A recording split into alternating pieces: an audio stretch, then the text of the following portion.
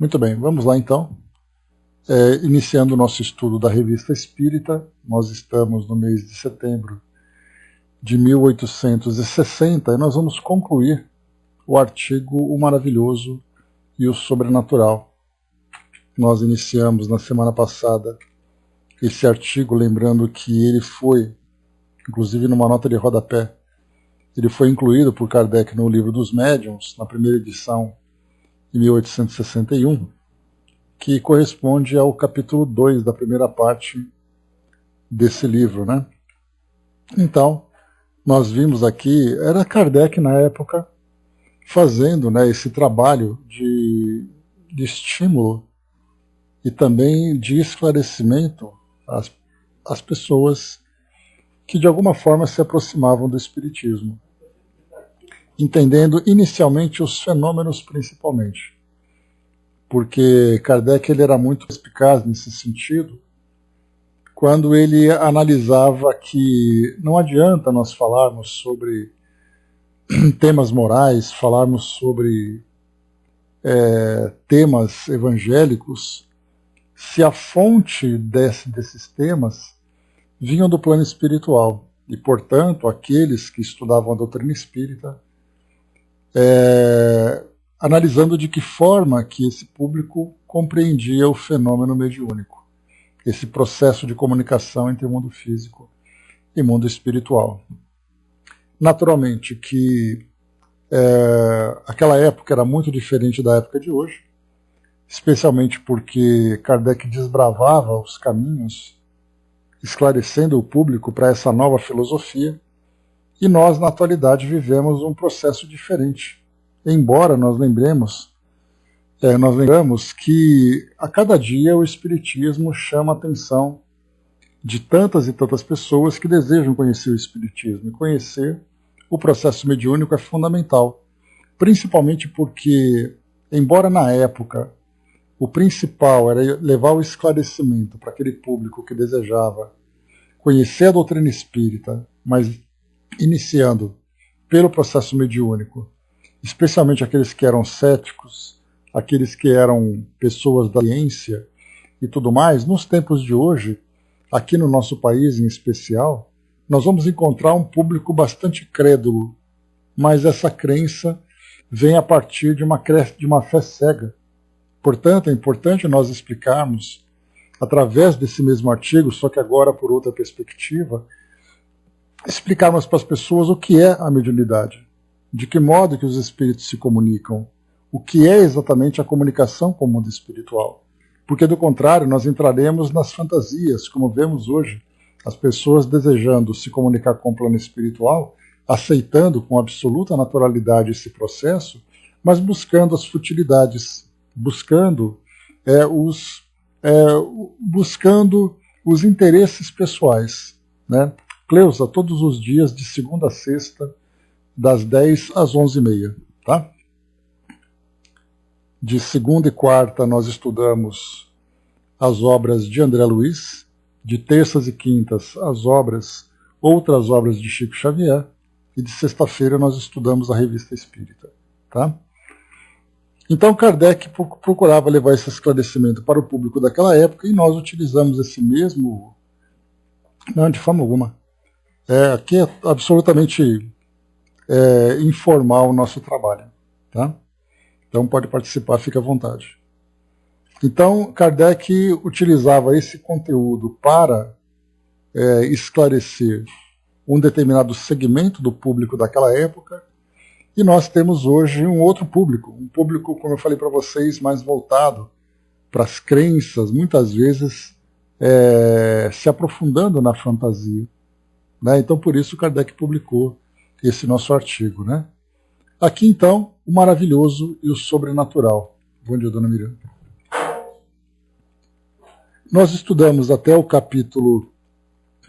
a página 403, e Kardec diz assim: de todos os fenômenos espíritas, um dos mais extraordinários, sem dúvida, é o da escrita direta, e um dos que demonstram da maneira mais patente a ação das inteligências ocultas.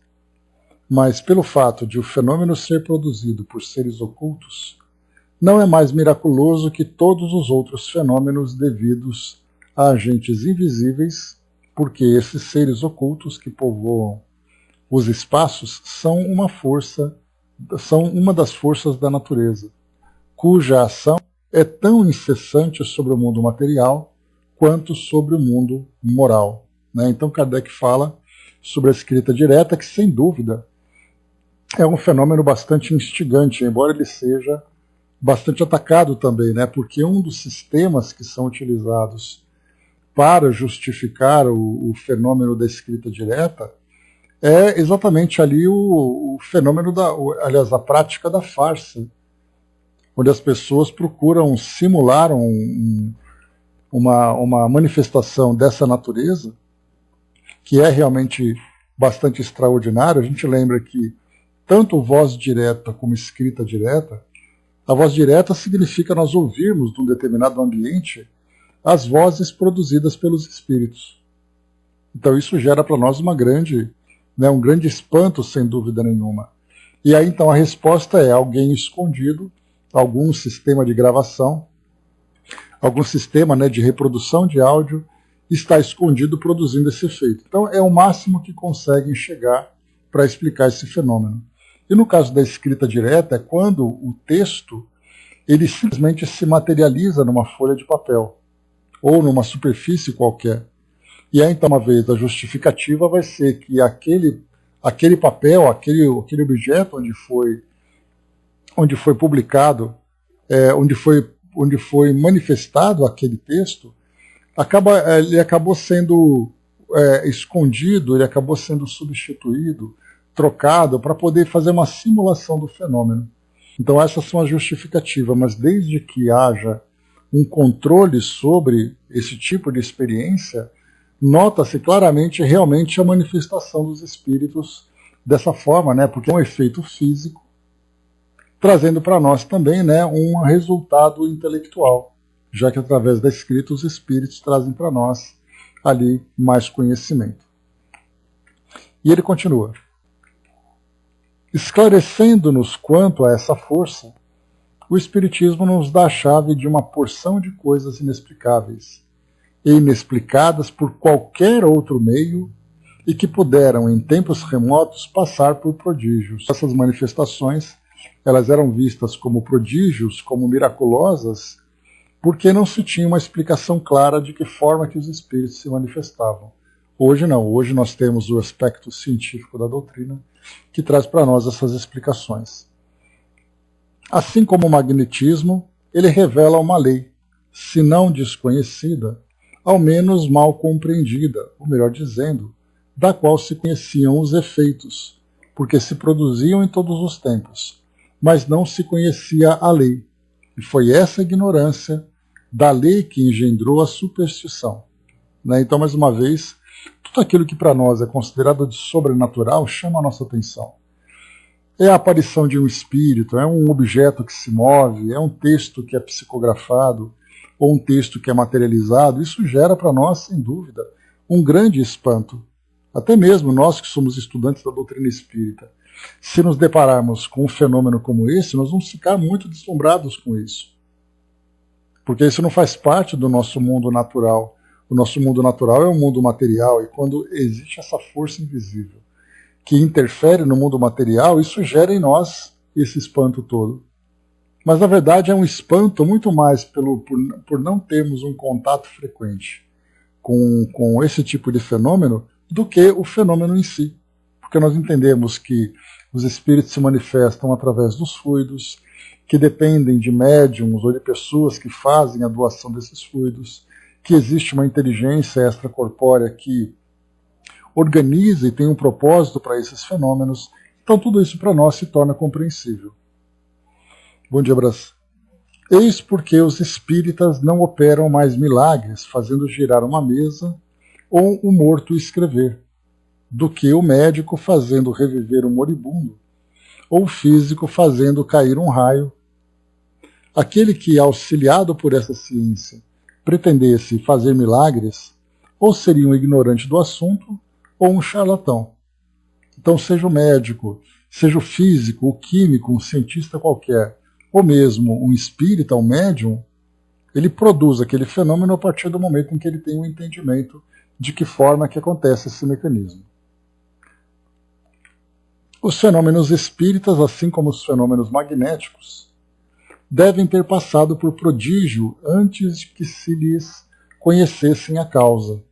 A própria eletricidade, né, basta a gente lembrar, a eletricidade ela era utilizada naquela época como algo realmente miraculoso, maravilhoso, né?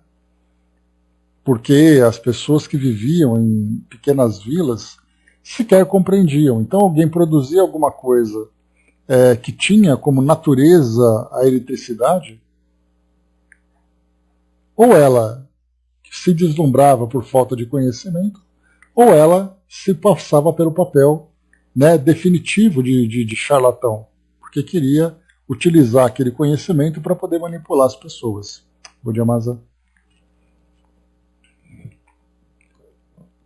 Então, os fenômenos espíritas, assim como os fenômenos magnéticos, devem ter passado por prodígio antes que se lhes conhecessem a causa.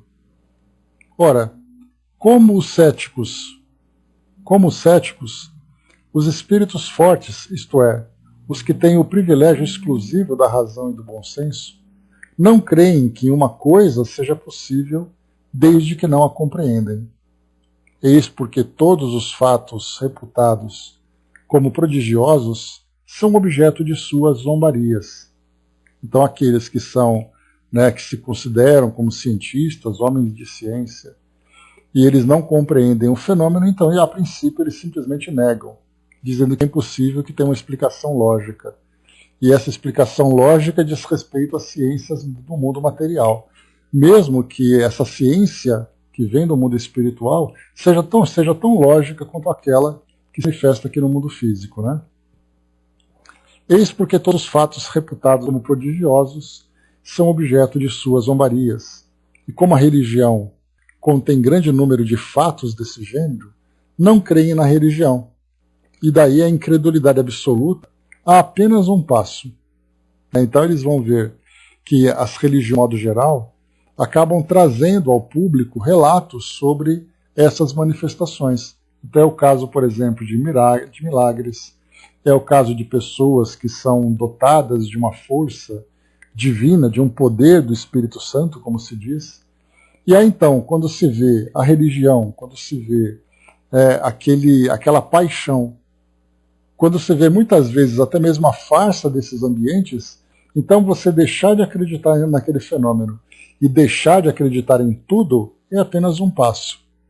Então, já que assim, eu prefiro não acreditar em nada, porque isso não faz parte do meio em que eu atuo. Explicando a maioria desses fatos, o Espiritismo lhes dá uma razão de ser. Ele vem, pois, em auxílio à religião, ao demonstrar a impossibilidade de certos fatos que, por não mais terem caráter miraculoso, não são menos extraordinários. Deus não é menos grande nem menos poderoso por não ter derrogado suas leis. E quantos gracejos não foram objeto das levitações de São Cupertino? Ora, a suspensão no ar dos corpos pesados é um fato explicado pelo Espiritismo. Deles, pessoalmente, fomos testemunha ocular. E o Sr. Home, aqui ele vai lembrar de Daniel Douglas Home, como outras pessoas de nosso conhecimento, repetiram várias vezes o fenômeno produzido por São Cupertino. Assim, esse fenômeno entra na ordem das coisas naturais. A gente vai lembrar que São Cupertino ele produzia esses fenômenos de levitação.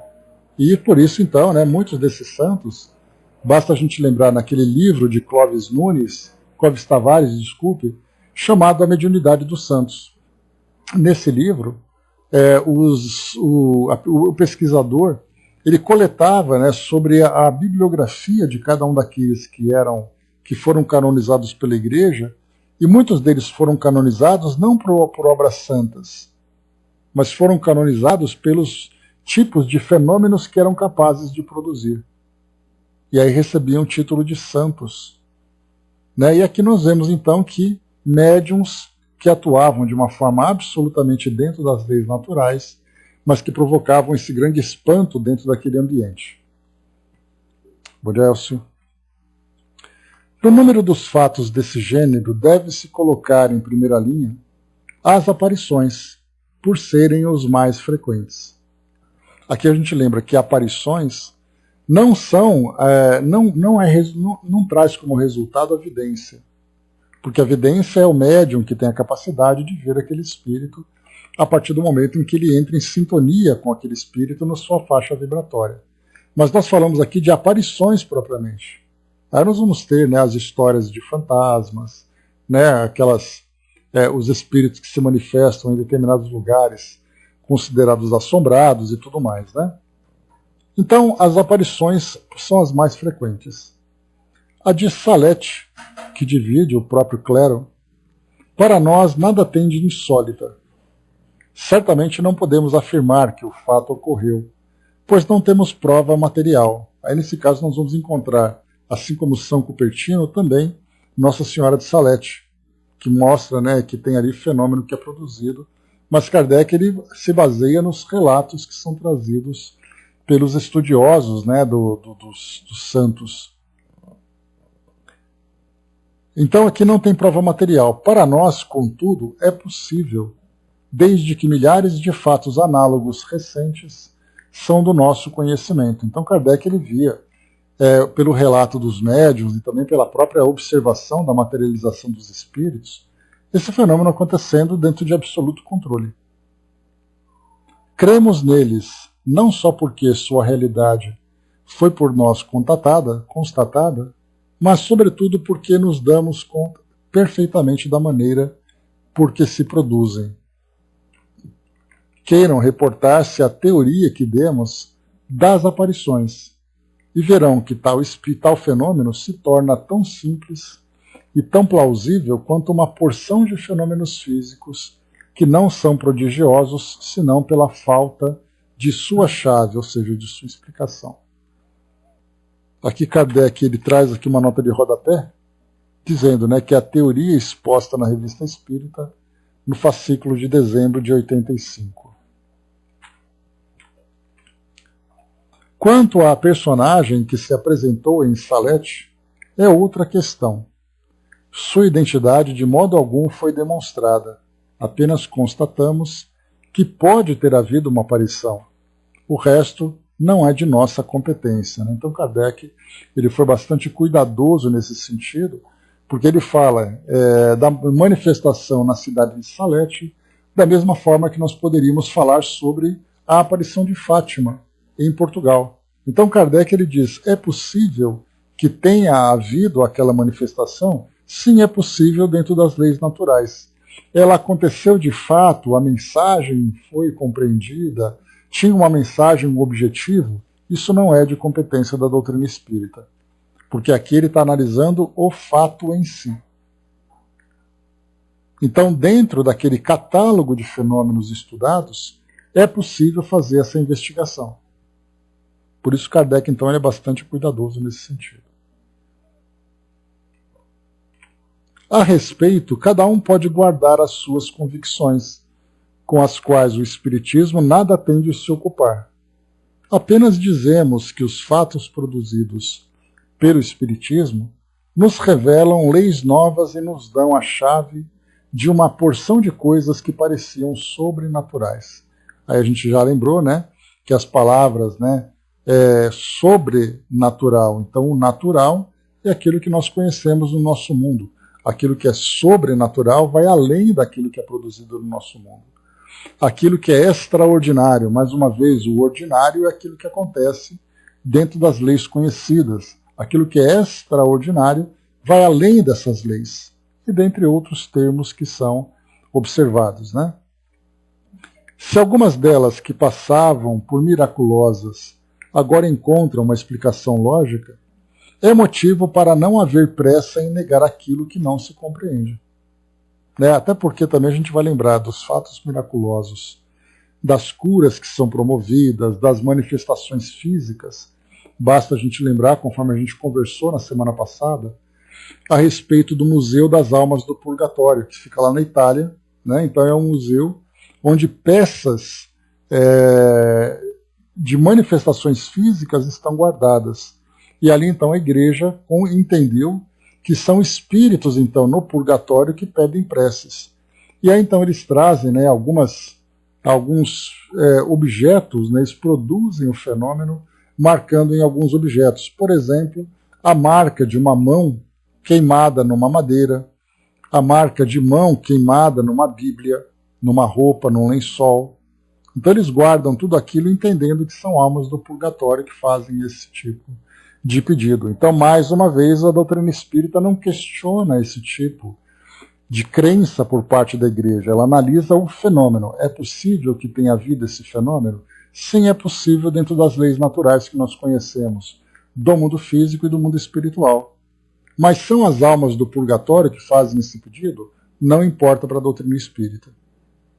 Assim como nós analisamos, né, os santos realmente produziram esse fenômeno, não importa se eles produziram ou não. O importante é que é possível que aquele fenômeno tenha sido produzido.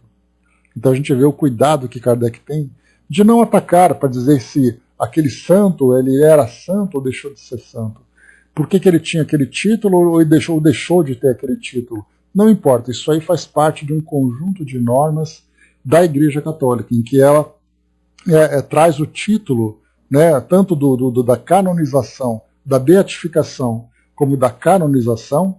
A beatificação, a pessoa se torna um beato a partir do milagre que ela é capaz de produzir, ou ela se torna um santo a partir de outros tantos milagres que ela é capaz de produzir. Então, mais uma vez, ela realmente é capaz de produzir aquela cura, de fazer, por exemplo, com que uma pessoa que tem uma doença, ela volte ali à sua cura orgânica? É possível, já que os espíritos atuam, como nós temos estudado na atualidade, a respeito da medicina espiritual, que através do fluido eles conseguem promover essas mudanças, essas alterações no corpo físico, fazendo uma transfusão fluídica entre espíritos, ou mesmo entre encarnados e aqueles que são, né, os doentes encarnados também.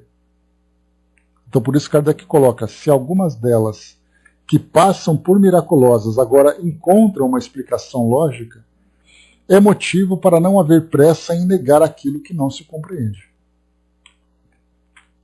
Os fatos do Espiritismo são contestados por certas pessoas, precisamente porque parecem escapar à lei comum e porque elas não os compreendem.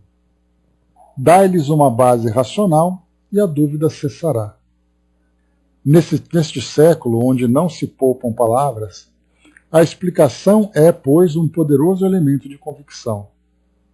Assim, diariamente, vemos pessoas que não testemunharam nenhum fato, que nem viram uma mesa girar, nem um médium escrever, e que estão convencidas, quanto nós, unicamente porque leram e compreenderam. Se só devêssemos acreditar no que viram os nossos olhos, nossas convicções se reduziriam a bem pouca coisa. Então, na verdade, é o que acontece com a grande maioria de nós. Quantos de nós aqui já viram um fenômeno mediúnico? Nós vamos lembrar no centro espírita, no caso de uma psicografia, no caso de uma psicofonia, de um trabalho no passe de cura, ou mesmo presenciando fenômenos, né, físicos ou intelectuais na nossa vida particular e tudo mais. Mas e quantos são aqueles que não presenciaram esse fenômeno? Ou mesmo presenciando esse fenômeno, como é que nós podemos garantir que aquilo é verdadeiro? Simplesmente pelo fato de nós entendermos o mecanismo do fenômeno e começarmos então a atribuir àquele médium que produziu o fenômeno, né, o devido valor pelo seu estudo, pela sua conduta, pela sua crença, o ambiente onde aquilo é produzido, quem é o espírito que traz aquele fenômeno. Então eu não nego simplesmente. É o caso, por exemplo, que nós temos acompanhado recentemente nos estudos lá do Chico Xavier Pede Licença, quando nós vemos Herculano Pires procurando então diminuir os ataques que o Chico recebia. Por que o Chico era atacado? Ele dizia então que o Chico Xavier ele não era capaz de psicografar porque ele simulava a comunicação com os espíritos. Mas aí nós vemos então que o ataque se torna pessoal a partir do momento em que as pessoas sequer compreendem a possibilidade dessa comunicação. Se você entende que é possível que uma inteligência desencarnada se comunique através de um médium a partir de um fenômeno mediúnico, não importa se é o Chico Xavier, não importa se é o João da Silva. O fenômeno é possível. O que nós vamos analisar, na verdade, depois é o caráter do médium para saber se ele está simulando ou não. Porque de fato isso acontece, né? Quantos médiums ou quantas pessoas simulam a mediunidade para adquirirem determinados itens da comunidade. Mas é uma questão de caráter, não uma questão de legitimidade do fenômeno. O Elcio colocou naquela época, pela incompreensão dos fatos, e o melhor estudo, creio ser sobrenatural. Né? Pois é, para aquela época é realmente sobrenatural, mas Kardec procurava sempre ali levar o esclarecimento, porque era esse esclarecimento que mostrava que o fenômeno é natural, assim como os fenômenos que eram produzidos pela eletricidade, acender uma lâmpada, mandar uma mensagem, você ali ver, né, o efeito da eletricidade, tudo isso era um fenômeno. E claro, né, um fenômeno maligno, porque a eletricidade descontrolada ela provocava uma destruição, e as pessoas não compreendiam que aquilo tudo nada mais era do que uma movimentação de elétrons. Mas como é que você vai exigir que alguém que não compreende o fenômeno da eletricidade, que não entende como acontece a produção da eletricidade, que ela então veja aquilo como natural? Ainda mais naquela época, né? Então Kardec coloca, né, se só devêssemos acreditar no que viram os nossos olhos, nossas convicções se reduziriam a bem pouca coisa.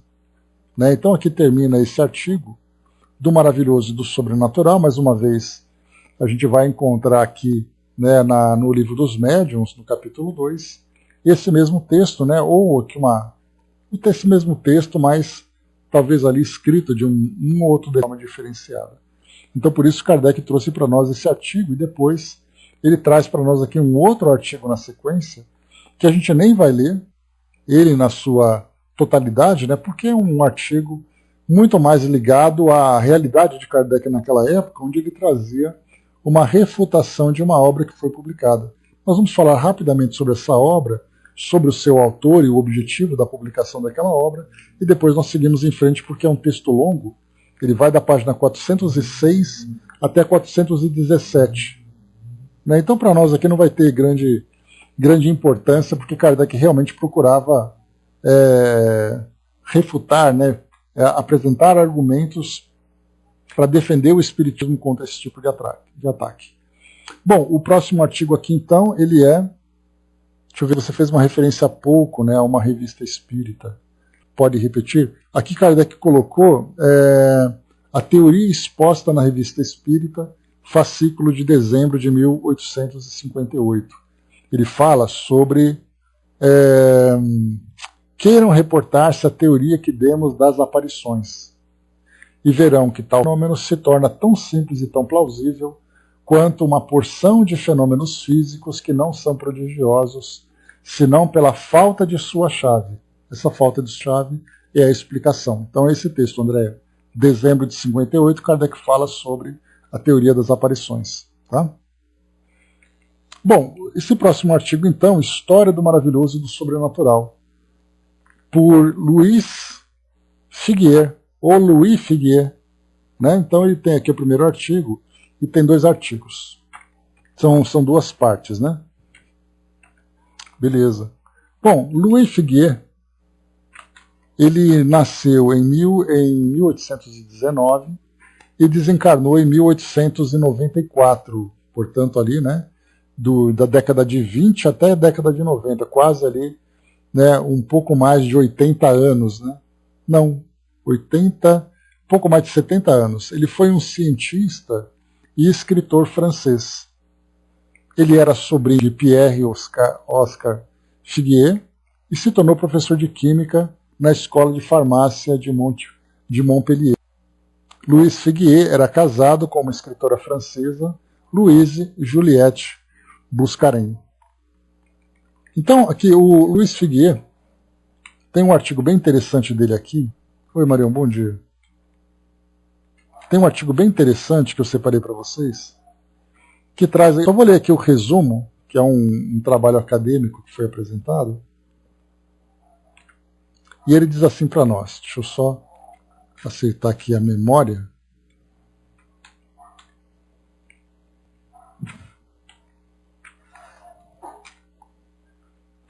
Só um instantinho.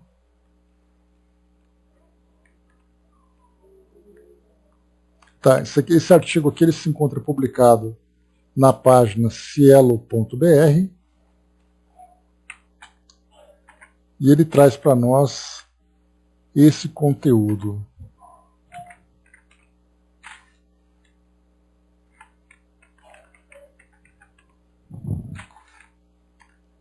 Está aqui o resumo. O artigo pretende analisar a presença dos textos do vulgarizador das ciências Louis Figuier na imprensa brasileira durante as décadas de 1850 a 1870. Ao longo das 2 décadas estudadas, com um contexto particularmente propício à voga científica, o autor populariza através da imprensa e a partir da circulação de seus livros em português, atingindo públicos mais amplos, como as mulheres e as crianças. Ao mesmo tempo, a mediação das ciências promovida pelo autor passa a ser reconhecida como um gênero científico. Passa a ser reconhecido como gênero científico, a vulgarização científica. Tanto a apropriação dos textos do autor via imprensa, quanto as mudanças que se conformam no âmbito das instituições de ciência no país, fornecem as chaves para a compreensão da hierarquização entre a ciência popularizada e a ciência dos eruditos naquele momento. Então aqui nós vamos encontrar o Figuier se tornando um grande divulgador da ciência, como por exemplo aconteceu com Carl Sagan na década de 1980, quando então ele tornava popular a astronomia. Então o Figuier tinha esse papel. Antes de falarmos sobre ele, chegou para nós aqui uma mensagem, muito obrigado desde já. O sobrenatural para nós será sempre o natural. Como ainda se duvidam os chamados milagres, é porque ainda nada foi colocado para saber que esse milagre será simplesmente a não saber de nada sobre a espiritualidade que trabalha constantemente para aqueles que precisam dessas irradiações, que desagravam o que está agravado, e mostra ao doente da alma que ele precisaria retornar à sua vida física ou à cura de um processo tão ruim nos seus órgãos físicos, e assim a cura sempre dará indícios e assuntos para dizer que o que aconteceu foram coisas de Deus. E foi assim, são coisas divinas, porque a programação será sempre cumprida e concluída para que esse corpo físico e esse corpo espiritual continue assim vivendo entre nós e aqui trazendo ainda contribuições para a sua vida de agora. Portanto, milagres existem sim, para aquele que ainda não conhece a espiritualidade, como movimentos que atenuam e curam a dessa pessoa, porque ainda precisa estar entre vocês e nós. A cura, por vezes, é sua mesmo, e por muitas vezes contribuída e ajudada por nós. Muito obrigado pela contribuição. Então a gente vai lembrar os milagres quando a gente vê, principalmente dentro do ambiente religioso tradicional, entre católicos e evangélicos, nós vemos ali pessoas que dão testemunhos sobre os fenômenos dos mais interessantes, de curas, de mudanças na situação da vida. Então, por exemplo, conversões de pessoas, curas de doenças, conquistas materiais, que elas atribuem ao milagre, ou seja, é ali uma concessão divina que afetuou, que como se diz na expressão deles, que operou um milagre em suas vidas, fazendo com que eles então fossem beneficiados com essa intervenção divina. E aqui o que mostra para nós, e aqui a gente olha agora da perspectiva espiritual, porque enquanto aqui os fenômenos acontecem e causam para nós todo esse efeito, Do plano espiritual, nós vemos ali toda a mobilização dos espíritos atuando psiquicamente, atuando fluidicamente, para que essa intervenção nos traga o benefício, desde que nós tenhamos merecimento para isso. Então aquilo que era miraculoso deixa de ser e se torna um fenômeno absolutamente natural, que entra tanto na parte científica, na parte técnica, de entendermos como isso funciona, mas também na parte moral, quando nós temos ali, né, os efeitos morais, os merecimentos, as transformações. Né? Então, bem importante para nós termos esse entendimento. Se nós pegarmos, por exemplo, né, agora no próximo dia 12 de outubro, né, no mês que vem, nós teremos o dia da padroeira do Brasil, Nossa Senhora Aparecida. Em algumas regiões aqui do Brasil, especialmente, né, na Basílica de Aparecida, aqui em Aparecida do Norte, né, no Vale do Paraíba, em São Paulo, nós veremos tantas e tantas pessoas que vão a esses locais para agradecerem o milagre ou para pedirem o milagre, ou mesmo, né, em dias de outros santos, como São Judas Tadeu, o santo das causas impossíveis. Aqui em São Paulo nós temos ali no bairro do Jabaquara, especialmente ali na estação São Judas do metrô, a igreja de São Judas. E quantas pessoas vão até lá, e lá dentro da igreja nós temos uma sala onde muitos objetos são postados em agradecimento pelas graças recebidas. Então levam ali uma perna, por exemplo, de parafina, uma mão de parafina, uma escultura, uma maquete, qualquer coisa do gênero, em agradecimento por essa graça recebida. E aí quando nós olhamos do outro lado, nós vemos ali então aquele trabalho árduo desses espíritos que acompanham essas pessoas, ajudando-as, né, nas conquistas de que elas precisam e são merecedoras. Então o milagre perde totalmente essa ideia, né, da derrogação das leis divinas, quando Deus então cria esse conjunto de leis e ele viola suas próprias leis para poder fazer concessões. E aqui nós vemos que tudo faz parte dessa lei natural. E ela vai se tornando cada vez mais natural conforme a gente vai expandindo o nosso conhecimento, a gente vai aprofundando o nosso entendimento. Né? Exato, né, Chaconete? Né? O milagre somos nós com a nossa fé, a fé inteligente. André colocou, né, entendo que não importa a religião, e sim o sentimento elevado ao alto, de fato. Mas colocou, vós podeis fazer o que eu faço e muito mais, se tiver fé. Né? Ou, como foi colocado pela mensagem também aqui no final, a cura por vezes é sua mesmo, né? E por muitas vezes contribuída e ajudada por nós. A gente vai lembrar, né? A tua fé te curou. Passagem importante, né, do Evangelho que a gente vê. Então a gente vê que essa ideia do milagre muda para nós. Mas a gente vai lembrar sempre, né, que embora nós espíritas tenhamos a oportunidade de estudar esses fenômenos, a gente vai encontrar nesses ambientes religiosos uma massa significativa de pessoas que ainda leva essa crença do milagre como sendo uma realidade. Então a doutrina espírita vai ter um longo trabalho, né, para poder contribuir com esse entendimento, para mostrar sobre a realidade do mundo espiritual e a atuação desses irmãos do plano espiritual junto a cada pessoa. Né? Enquanto eles não admitirem isso, eles vão sempre colocar ali a ideia de Deus. E isso vai se intensificando cada vez mais, dependendo da forma como a pessoa vivencia a sua fé.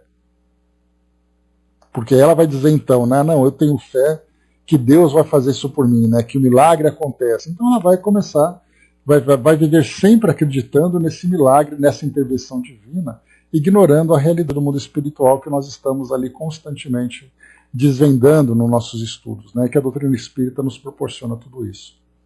Então aos poucos as coisas vão acontecendo, sem dúvida nenhuma. Muito bem.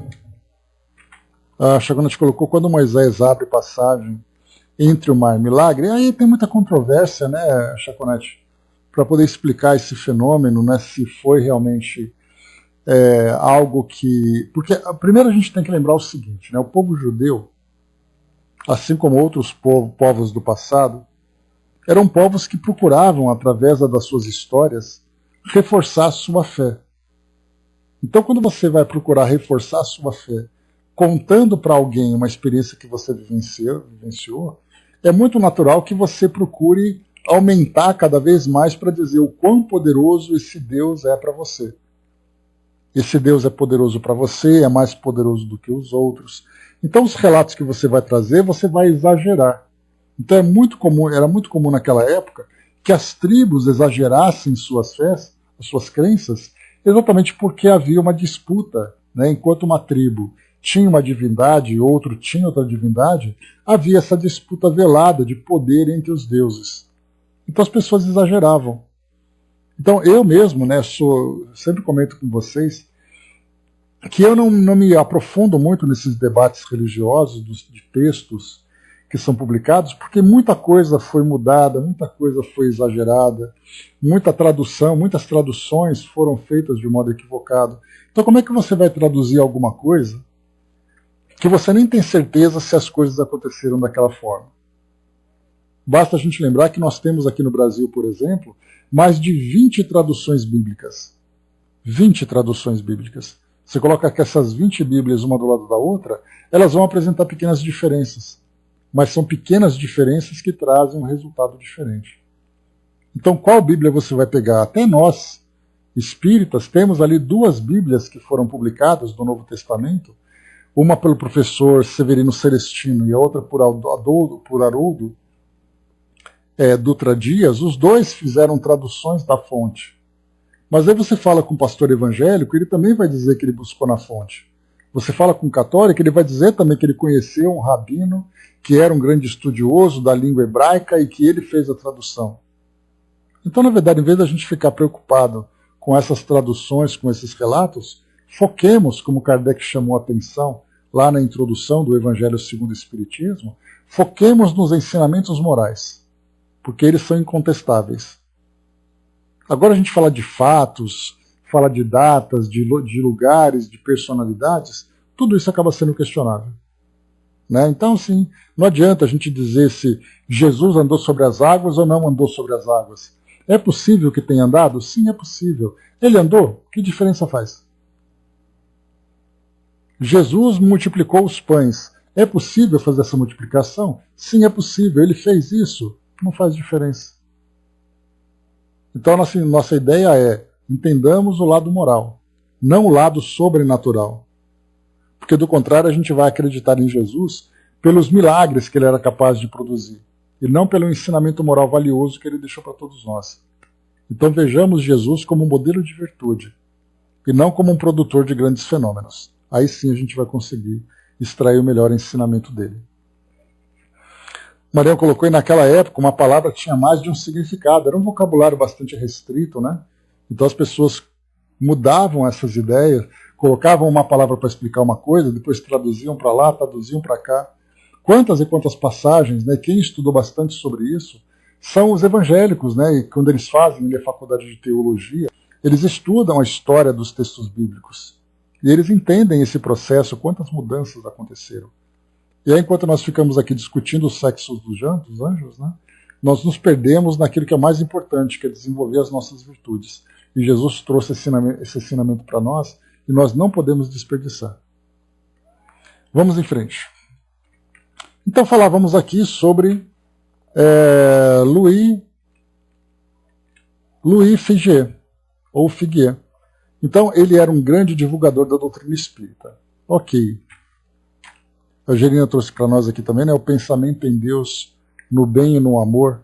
Nós, das condições que trabalhamos energias de cura, para nós e para muitos. Né? Então, pensamento em Deus, no bem e no amor, que é o ponto fundamental para que nós criemos essa condição, para que essas energias sejam trabalhadas nessa função de cura. Né? Deixa eu ver aqui. Tá, o pensamento em Deus, no bem e no amor, nos dá condições para trabalharmos energias de cura, para nós e para os outros. Né? Então, corrigido, ficando mais clara para nós aqui a mensagem. Muito obrigado pela contribuição aqui conosco. Né? Então, exatamente isso. Olha só que bacana. Né? Nós ficamos muitas vezes querendo que o milagre aconteça, mas nós não nos sintonizamos, nós não nos transformamos para facilitar esse processo de auxílio. Porque às vezes nós vemos ali os espíritos trabalhando intensamente para nos ajudar nas nossas necessidades e nós não trazemos qualquer tipo de contribuição. Nós temos inclusive acompanhado sobre isso nos estudos que nós estamos fazendo do sexo e destino com André Luiz. Quando então nós vimos ali, né, tanto Marita naquela situação de auto-obsessão, focada naquela ideia, assim também como Cláudio, que nós vimos ali também que ficava focado nos seus prazeres, por mais que os espíritos atuassem, nada acontecia. E por que isso tudo? É pelo esforço, por falta de esforço dos espíritos? Não, pelo contrário. O amor que eles sentiam por essas personagens fazia então com que o trabalho fosse potencializado. Mas eles, pelo fato de não se colocarem em condições de entrar em sintonia e receberem esse auxílio, acabavam então se tornando ali refratários a esse tipo de auxílio. Então é o pensamento em Deus, no amor e no bem, ou seja, é a nossa fé verdadeira, a nossa fé legítima. Por isso que a gente fala, né, quando Jesus coloca para nós lá no Evangelho, lá no Novo Testamento, que a tua fé te curou. Mas o que significa a tua fé te curou? O que é exatamente essa fé? Pensamento em Deus, no bem e no amor. Aí nós abrimos nossas mentes para essa intervenção, nos sintonizamos com essas vibrações e chegam para nós então, né, chega para nós o auxílio de que nós necessitamos. Fora isso, se nós não estivermos nessa sintonia, nesse pensamento em Deus, no bem e no amor, nós não conseguiremos receber aquilo que os espíritos se esforçam tanto para nos transmitir. Os santos são espíritos que trabalham o amor. Então tá ali, ó. Então a gente fica muito preocupado com o título, com o rótulo, né? Mas na verdade nós vemos ali espíritos que, chegando no mundo espiritual, são realmente merecedores daquele auxílio pelo fato de terem trabalhado esse sentimento tão nobre e estarem em sintonia, trabalhando com fé, com amor, naquela proposta que eles abraçaram. Então isso é importante a gente compreender. É exato, né, mas quando a gente tiver essa consciência, porque por enquanto a gente pensa que está tudo em nossas mãos, e a gente vai dizer, então está tudo perdido, porque eu não tenho condições de fazer isso agora. Mas aí é um processo, né, porque conforme a gente vai trabalhando, né, quando a gente vai se trabalhando interiormente, a gente vai percebendo que o trabalho se torna mais fácil, porque a gente quer receber o benefício, mas não quer fazer por merecer através das mudanças que são necessárias. Muito bem, meus amigos. Louis Figuier, então ele era um divulgador da doutrina espírita. O que ele tem a ver conosco? Ele escreveu um livro, eu até achei aqui no Mercado Livre, uma pessoa vendendo, né, essa é uma coleção que ele produziu, A História do Maravilhoso dos Tempos Modernos. Ele então eram 4 tomos, ou seja, 4 volumes, e essa pessoa está vendendo 2 desses volumes, né, o volume 2 e o volume 3.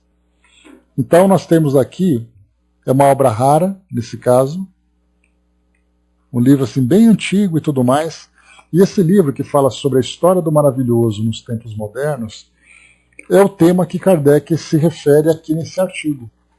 Então ele coloca a história do maravilhoso e do sobrenatural. Aqui então por Louis Figuier. Eu vou ler para vocês um trecho. Mais uma vez, a gente não vai entrar aqui com muita profundidade, porque Kardec procurava refutar aqui um livro que a gente não conhece, um livro que fez bastante sucesso na sua época, porque Louis Figuier, como nós vemos, ele era um grande divulgador da ciência, né, ele popularizava a ciência através de artigos que eram publicados, e dentre esses artigos ele acabou escrevendo esse livro. E aí isso causou uma grande agitação naquela comunidade, né, na comunidade francesa, daquele período. E Kardec, então, claro, vendo ali que esse livro era um ataque à doutrina espírita, não à doutrina em si, mas aos fenômenos estudados pela doutrina espírita, os fenômenos que mostravam a realidade do mundo espiritual. Aí Kardec, então, viu a necessidade de escrever esse artigo.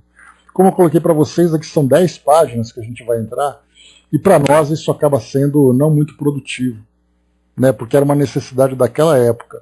Os nossos tempos hoje são outros, né? Mas Kardec inicia assim: dá-se com a palavra maravilhoso o mesmo que se dá com a palavra alma. Há um sentido elástico que se presta a interpretações diversas.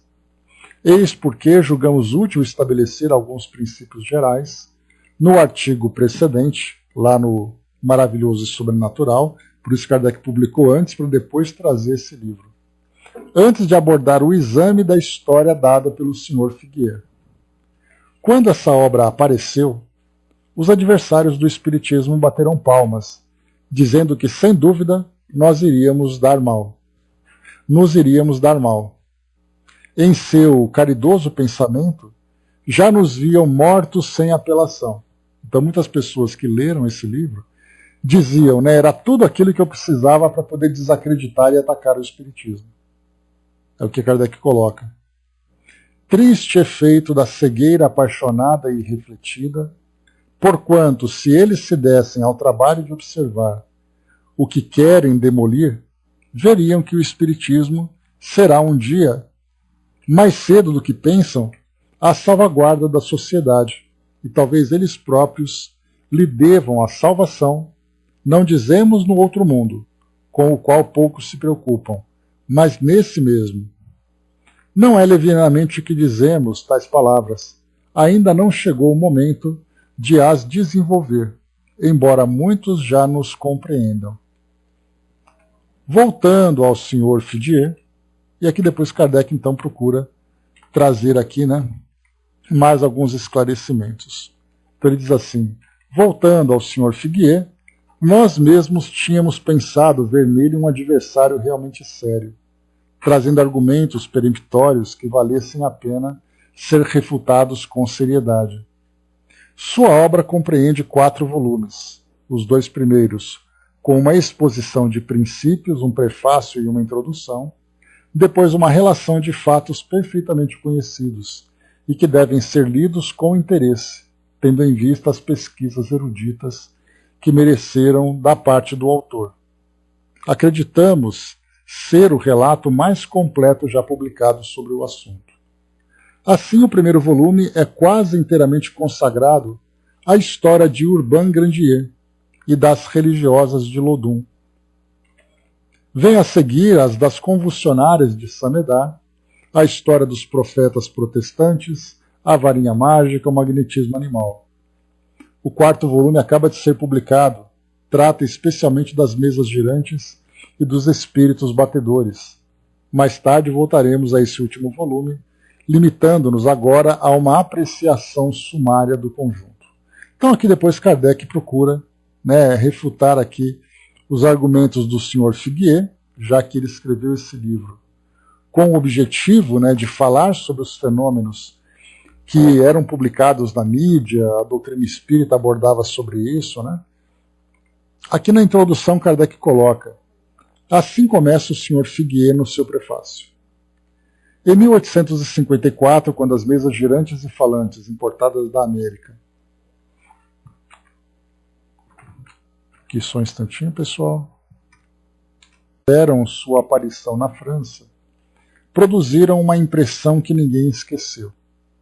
Muitos espíritos sábios e prudentes ficaram alarmados com esse transbordamento imprevisto da paixão pelo maravilhoso. Não podiam compreender semelhante alucinação em pleno século XIX, com uma filosofia avançada e em meio a este magnífico movimento científico que hoje dirige tudo para o positivo e útil. Então Kardec depois ele continua a partir dessas colocações fazendo aqui as suas observações. Mais uma vez então a gente vai passar direto por esse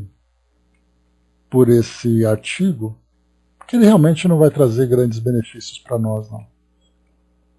Tá, mas para quem quiser ler, naturalmente, fica ali à disposição para ver ali as refutações de Kardec a esse cientista, que publicou esse livro, ou publicou esses livros e mais artigos e mais outro material, para poder ali, não, mais uma vez, não é falar sobre o espiritismo, mas é para falar principalmente dos fenômenos mediúnicos e o efeito de sensação que provocava nas pessoas daquela época na França a partir de 1854. Ok? Muito bem, próximo artigo aqui então, correspondência ao senhor presidente da Sociedade Parisiense de Estudos Espíritas, aqui do senhor Jobard, aquele que era colaborador membro da sociedade que morava em Bruxelas na época, né? Lá na Bélgica. Então ele escrevia o seguinte, a propósito de Tiroli e suas descobertas. Nós falamos sobre o Tiroli, que era aquele cientista, né, que criou o gelo seco e criou também ali a possibilidade de solidificar o ácido carbônico, ou de liquefazer o ácido carbônico, porque isso poderia surgir como novo combustível da época. E ele acabou sendo tomado por tamanha obsessão que após a e depois ali, de acordo com, conforme ele foi retomando a sua lucidez, ele então corrigiu, né, a partir ali da psicografia, falando sobre os seus erros, né? E aqui então o Sr. Jobá fala um pouquinho sobre ele, já que eles eram amigos. Diz assim, Tilori era meu amigo. Quando me mostrou o plano de seu aparelho de ferro fundido para liquefazer o gás ácido carbônico, eu lhe havia dito que, malgrado a espessura das paredes, ele explodiria como os canhões, após certo número de experiências. Por isso, aconselhei-o a envolvê-lo em ferro batido, como se faz hoje com os canhões de ferro fundido, adicionar nervuras. Aqui lembrando, né, que tem esse relato que houve um acidente, né, que eles estavam fazendo ali a experiência nesse aparelho, e houve uma explosão. E aí então, né, machucou o Sr. Tilori, matou o assistente dele e tal, né? Então aqui ele fala exatamente sobre essa passagem. Jamais um aparelho desse gênero estourou em suas mãos, pois teria sido morto como o jovem Freme. Mas a comissão da academia se mantinha prudentemente atrás da parede quando ele preparava tranquilamente a sua experiência. Já estava surdo há vários anos, o que o forçara a demitir-se do cargo de inspetor dos Correios. A única explosão que o vitimou foi o da coronha de um fuzil de ar, cheio de ácido carbônico, que ele havia posto ao sol sobre a grama do jardim. Então aqui a gente vai vendo as particularidades das experiências que eles faziam no século XIX. Essa experiência que eu lhe havia sugerido, bem como ao senhor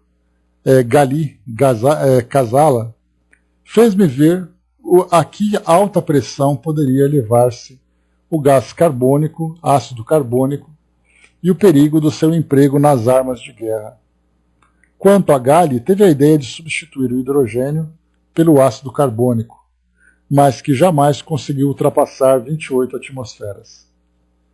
Era muito pouco.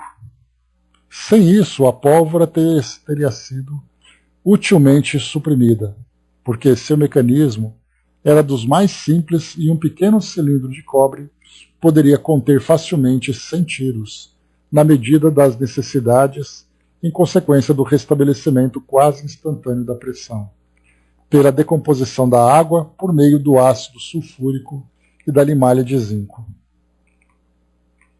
Sobre os nossos químicos, se os nossos químicos encontrassem um gás que pudesse ser produzido sob uma pressão média entre a do ácido carbônico e a do hidrogênio, o problema estaria resolvido. Eis o que seria bom perguntar a Lavoisier, a Berzelius ou Dalton.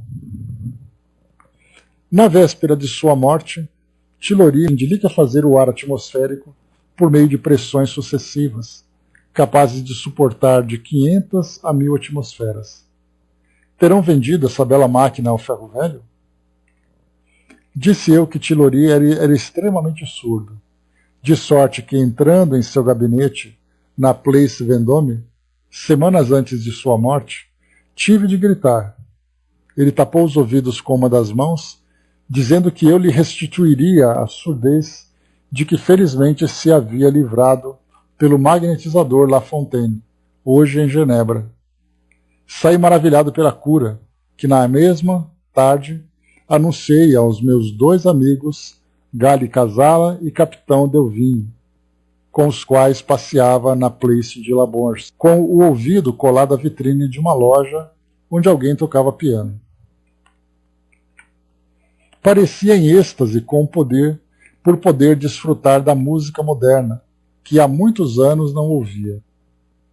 Ah, por Deus, disse aos meus 2 incrédulos, eis a prova. Passai por detrás de nosso homem e pronunciai o seu nome normalmente. Tilori voltou-se bruscamente, reconheceu os amigos, com eles conversou e passeou. Delvinhe, que no momento está em seu escritório, lembra-se perfeitamente desse fato, muito interessante para o magnetismo.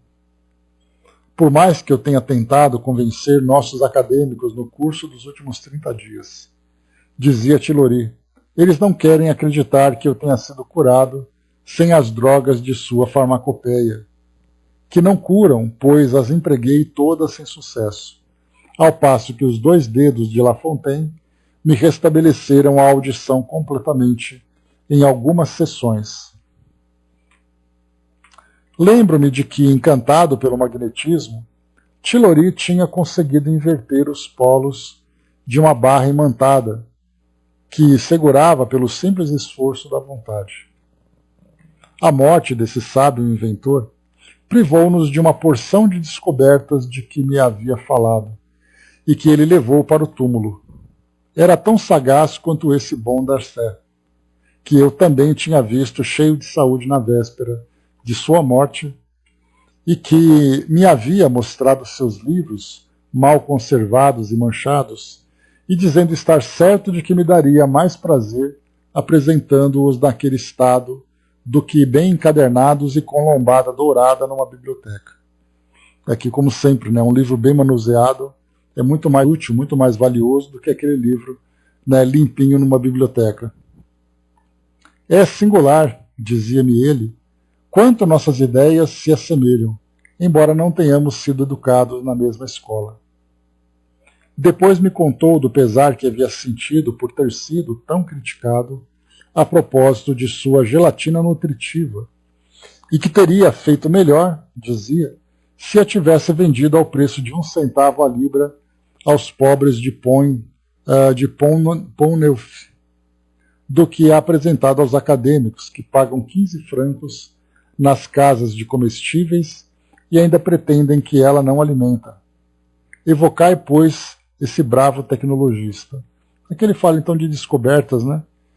Que ele tinha criado essa gelatina nutritiva, que para aqueles que passavam fome era bastante positivo.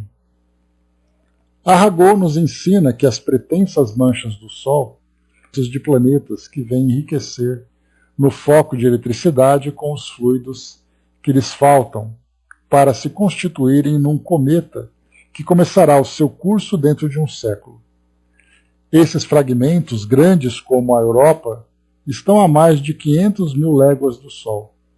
E chegados ao limite extremo de sua atração, quando a Terra estiver descrito cerca de 1/4 de seu percurso, sobre a elíptica, isto é, cerca de 3 meses, estamos a 6 de julho, esses fragmentos inseparáveis de sua constelação terão desaparecido aos nossos olhos. A Academia ocupa-se de nossa memória sobre a catalepsia, que errastes ao lançá-la à cesta das excomunhões. Não em isso voltareis. Aceitai, etc., Sr. Jobard. Kardec faz aqui um comentário agora para concluir esse artigo.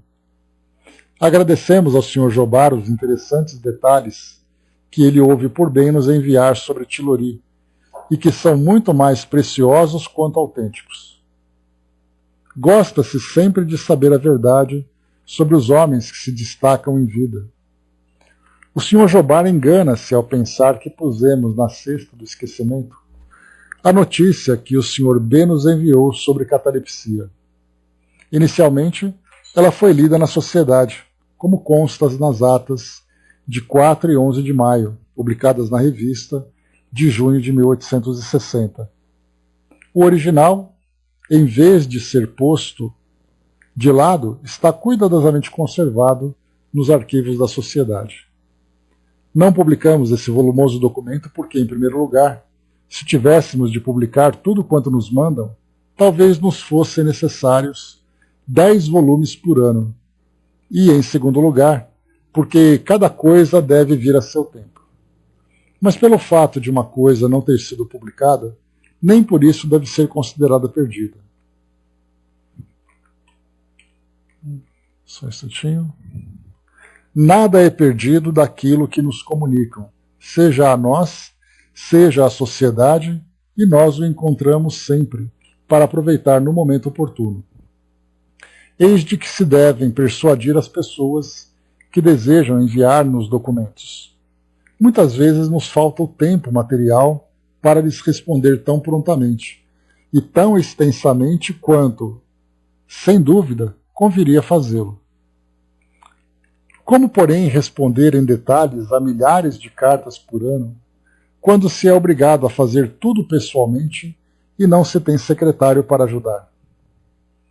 Certamente o dia não bastaria para tudo quanto temos de fazer, se não lhe consagrássemos uma parte de nossas noites. Aqui Kardec mostrando, a dificuldade que era para poder fazer com que essas cartas fossem respondidas, Mas ou faz uma coisa ou faz outra.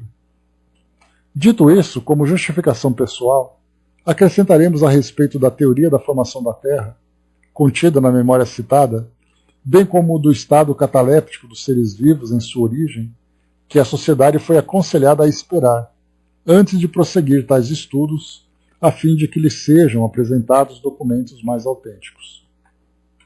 É preciso desconfiar, disseram os seus guias espirituais, das ideias sistemáticas dos espíritos, tanto quanto dos homens, e não as aceitar levianamente e sem controle, se não nos quisermos expor mais tarde a ver desmentido o que tivermos aceito com muita precipitação. É por nos interessarmos pelos vossos trabalhos que queremos vos manter em guarda contra um escolho onde se chocam tantas imaginações ardentes, seduzidas por aparências enganadoras. Lembrai-vos de que somente numa coisa jamais sereis enganado. É naquilo que diz respeito ao melhoramento moral dos homens. Aí está a verdadeira missão dos espíritos bons. Mas não penseis que eles tenham o poder de vos descobrir qual é o segredo de Deus. Sobretudo, não acrediteis que eles estejam encarregados de vos facilitar o áspero caminho da ciência, uma vez que esta não é adquirida senão à custa de trabalho e pesquisas assíduas. Quando chegar o momento de revelar uma descoberta útil à humanidade, procuraremos o homem capaz de conduzi-la a bom termo. Isso os espíritos dizendo, Vai com Deus, Elcio. Inspirar-lhe-emos a ideia de se ocupar com ela e lhe deixaremos todo o mérito. Mas onde estaria o trabalho e o mérito se lhe bastasse pedir aos espíritos o meio de adquirir sem esforço ciências, honras e riquezas? Sede, pois, prudentes, e não enveredeis por um caminho onde só teríeis decepções e que em nada contribuiria para o vosso adiantamento. Os que nele se deixarem arrastar receberão um dia quanto estavam, reconhecerão um dia quanto estavam enganados e lamentarão por não haverem empregado melhor o seu tempo. Aí Kardec finaliza, tal é o resumo das instruções que tantas vezes os espíritos têm dado a nós e à sociedade. Por experiência, chegamos mesmo a lhes reconhecer a sabedoria. Eis porque as comunicações relativas às pesquisas científicas só têm para nós uma importância secundária. Não as repelimos, acolhemos tudo quanto nos é transmitido, porque em tudo há alguma coisa a aprender. Mas não o aceitamos senão sob a condição de o verificar previamente, guardando-nos de lhe emprestar uma fé cega e irrefletida. Observamos e esperamos. O Sr. Jobard, que é um homem positivo e de grande bom senso, compreenderá melhor que ninguém que esta é a melhor maneira de nos preservarmos do perigo das utopias. Certamente não seremos nós os acusados de querer ficar na retaguarda, mas queremos evitar pisar em falso e tudo quanto pudesse comprometer o crédito do Espiritismo, dando prematuramente como verdades incontestáveis o que ainda é hipotético. Pensamos que essas observações serão igualmente apreciadas por outras pessoas, que, por certo, compreenderão o inconveniente de antecipar o momento para certas publicações. A experiência lhe mostrará a necessidade de nem sempre levarem em consideração a impaciência de certos espíritos. Os espíritos verdadeiramente superiores, e não nos referimos aos que se dão por tais, são muito prudentes, virtude que constitui um dos caracteres pelos quais podemos recebê-los.